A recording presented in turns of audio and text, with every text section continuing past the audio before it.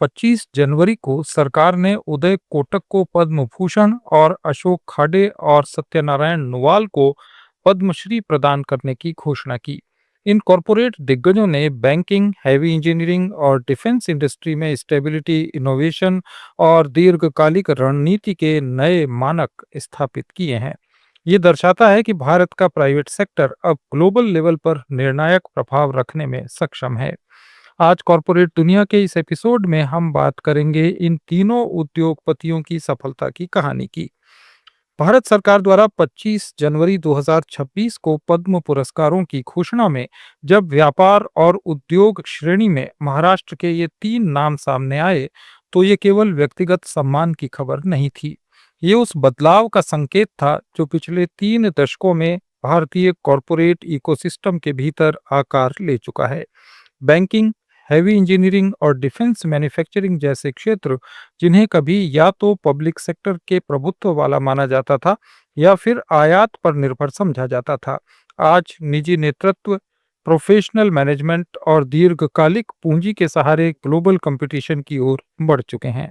उदय कोटक, अशोक खाडे और सत्यनारायण नुवाल तीनों अलग अलग इंडस्ट्रीज का रिप्रेजेंटेशन करते हैं, लेकिन उनके सफर का एक साझा सूत्र है: जोखिम को समझकर लिया गया फैसला, बैलेंस शीट पर अनुशासन और नीति के साथ तालमेल। उदय कोटक की कहानी भारतीय फाइनेंशियल सर्विसेज सेक्टर के उस ट्रांजिशन काल की कहानी है जहां एक सीमित एनबीएफसी मॉडल ने धीरे धीरे एक पूर्ण बैंकिंग ग्रुप का रूप ले लिया। 1985 में कोटक कैपिटल मैनेजमेंट की शुरुआत बिल डिस्काउंटिंग जैसे सीमित लेकिन कैश फ्लो पर बेस्ड कारोबार से हुई थी। उस दौर में कैपिटल तक पहुंच कठिन थी और वित्तीय संस्थानों पर नियामकीय नियंत्रण काफी सख्त थे। ऐसे माहौल में कोटक की रणनीति शुरू से ही तेज विस्तार की बजाय स्केल गवर्नेंस और जोखिम पर नियंत्रण पर केंद्रित रही। यही सोच आगे चलकर कोटक ग्रुप की पहचान बनी।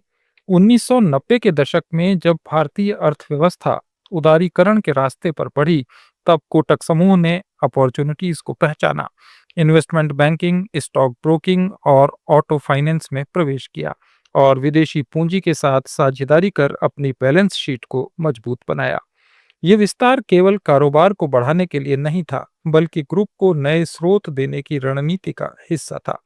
2003 में इसे आरबीआई से बैंकिंग लाइसेंस मिलना एक ऐतिहासिक मोड़ साबित हुआ, क्योंकि ये पहली बार था जब किसी एनबीएफसी को सीधे बैंक में बदलने की अनुमति मिली। ये निर्णय पूरे भारतीय रेगुलेटरी फ्रेमवर्क के लिए एक केस स्टडी बन गया। बैंक बनने के बाद भी कोटक ग्रुप ने तेज बढ़ों की जगह सही बढ़ों की रणनीति को नहीं छोड़ा।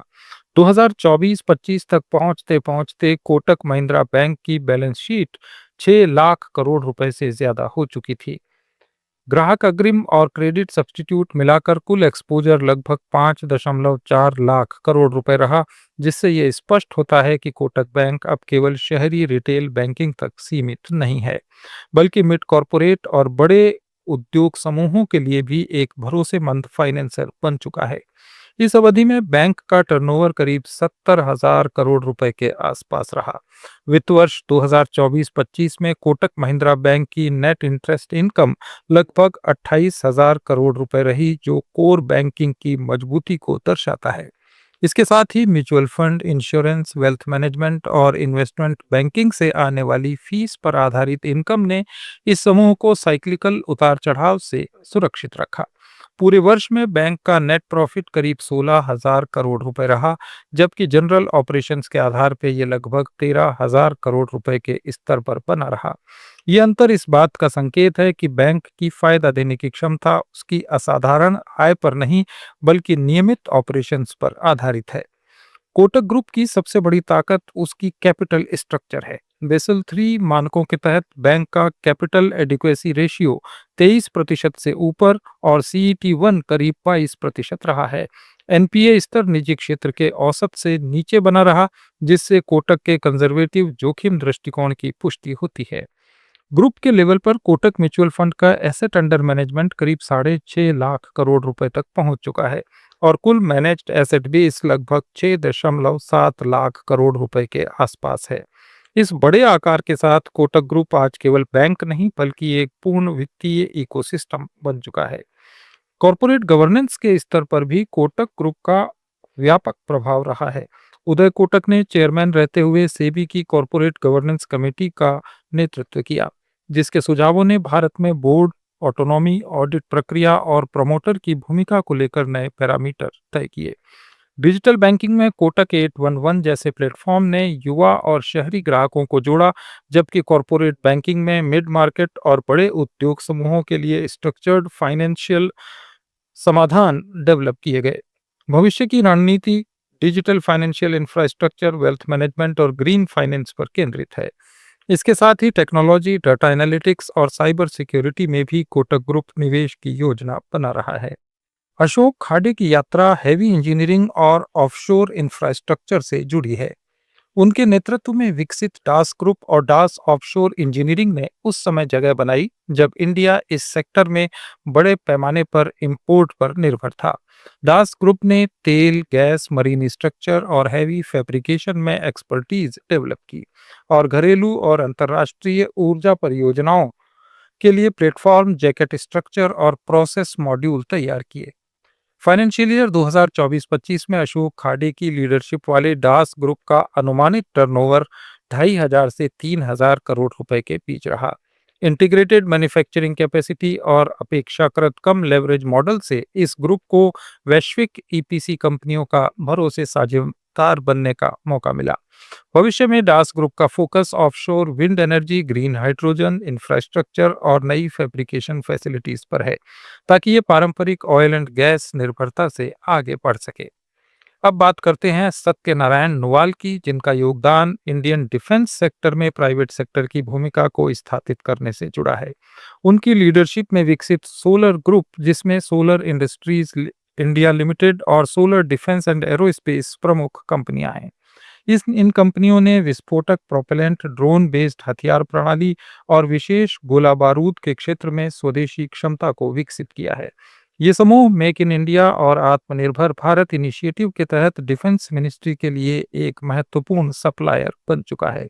फाइनेंशियल ईयर 2024-25 में सोलर ग्रुप के रक्षा और एरोस्पेस पर आधारित कारोबार का टर्नओवर करीब 1800 से 2200 करोड़ रुपए के बीच रहा।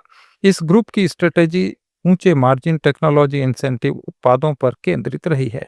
भविष्य में सोलर ग्रुप का focus drone swarm technology, advanced विस्फोटक सामग्री और एक्सपोर्ट ओरिएंटेड डिफेंस प्रोडक्ट्स पर है, जिसके तहत अगले 5 साल में कंपनी अपने टर्नओवर को दुगना करने का लक्ष्य रख रही है।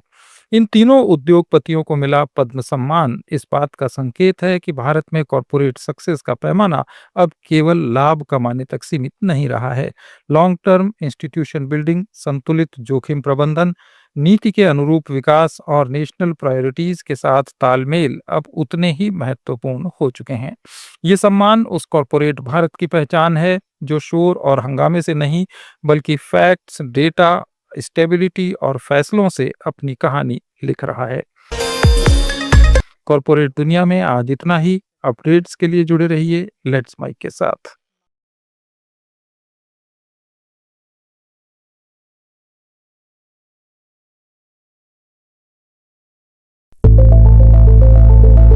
It's time for news. It's time for more than radio. Presenting the first radio news app, Let's Mic. Let's Mic, a news-based app on your phone where you get to watch and listen news, talk shows, interviews, radio show podcasts. On Let's Mic, you get all relevant information of TV, print, radio, podcast, and digital. Let's Mic talks about every segment of life.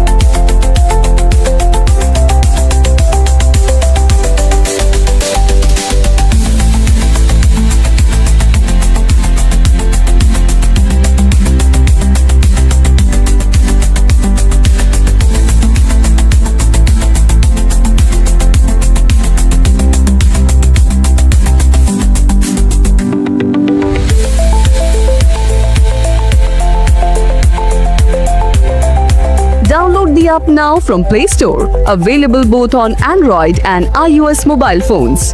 Follow us on YouTube, Instagram, Twitter, LinkedIn, Facebook, Telegram, WhatsApp, Snapchat. Let's talk, let's connect, and let's mic.